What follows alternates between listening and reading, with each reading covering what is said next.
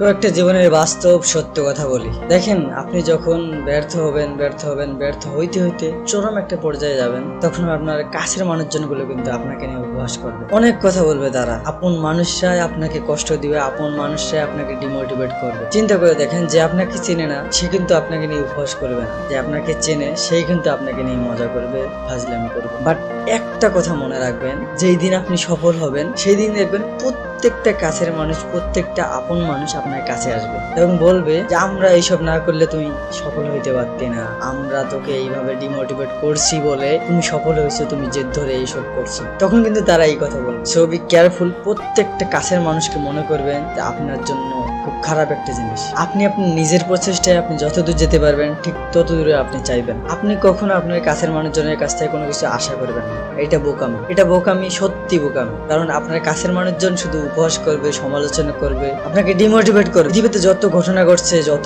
মানুষকে কষ্ট দিচ্ছে, সব কিন্তু কাছের মানুষজন নয়, কোনো কিন্তু অপরিচিত কেউ কিন্তু এগুলো করে। এটাই কিন্তু বাস্তব, পৃথিবীতে অহরহ হয়ে যাচ্ছে এগুলো।